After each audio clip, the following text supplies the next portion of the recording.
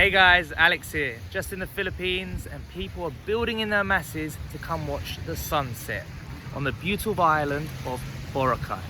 Okay, in my last post I spoke about the 3 cheat codes to live a happier, healthier, more successful life.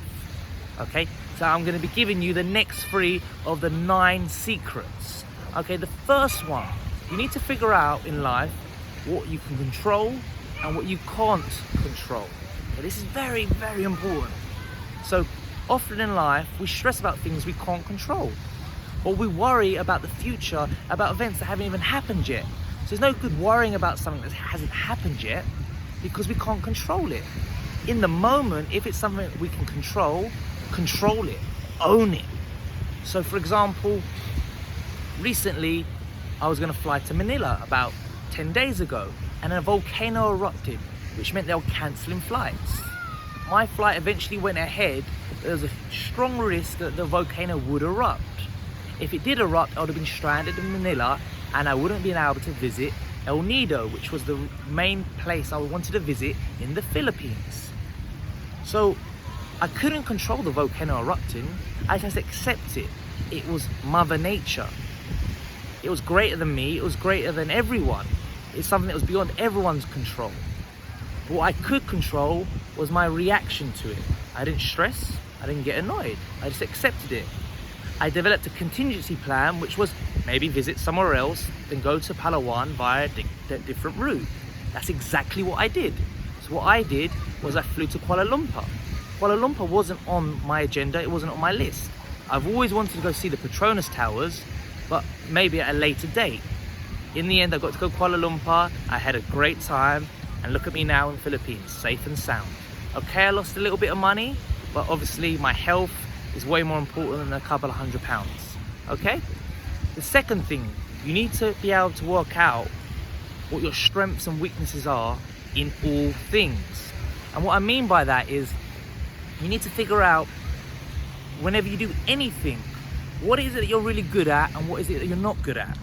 So for example, as an employee, you need to work out what your strengths are, your weaknesses. As an employer, you need to figure it out.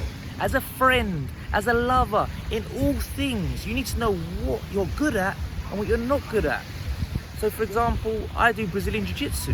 I am always working out my strengths and my weaknesses.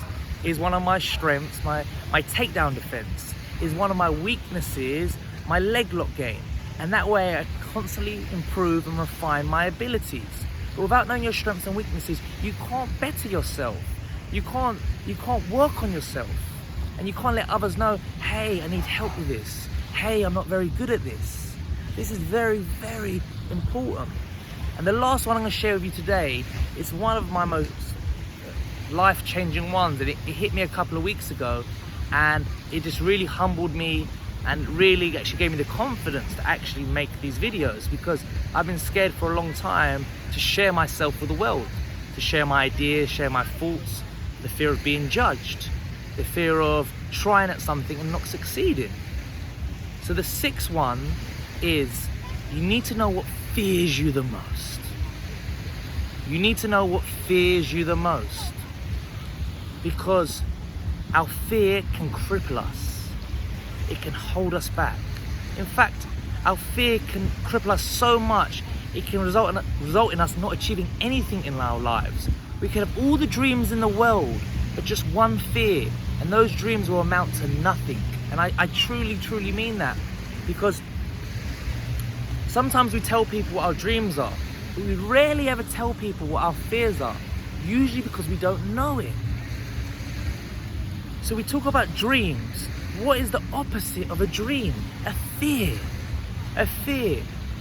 So you need to figure out what scares you. What makes you fearful? Because then you'll work out what's holding you back in life. And when you work out what's holding you back in life, you can actually achieve your dreams. It becomes like almost like a physics equation. You've got a car and it wants to go in one direction. But there's many forces acting on the car. If you forget about drag, which with wind resistance are going to pull the car back, act as something resisting it, friction, the tires, all of this equates to the propulsion of the car going forward. If you can't take into account drag, it's going to actually be very difficult to go forward. So in life, you need to figure out what is holding you back, and then you can actually go forward with full force. Because if you've got things that are weighing you down, that are almost within our head, we're going to become exhausted along the way trying to achieve our dreams. Because every time we encounter an obstacle, we're going to just think, I know what to do, there's an obstacle in front of me, I'm just going to push through it. I'm just going to work harder, work harder, work harder. Trust me. Trust me from my own experience, for someone that's a workaholic, someone that always just thought working hard and just work hard would always result in me achieving what I wanted. And sometimes from working hard, you can achieve your dreams, but by the time you get to your destination, you're so exhausted from hating the journey, but just being obsessed with the goal, that you get to the end result and you're not really fulfilled.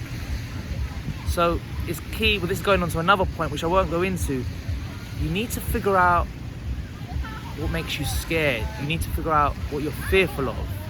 And then, and only then, can you achieve your dreams. Okay?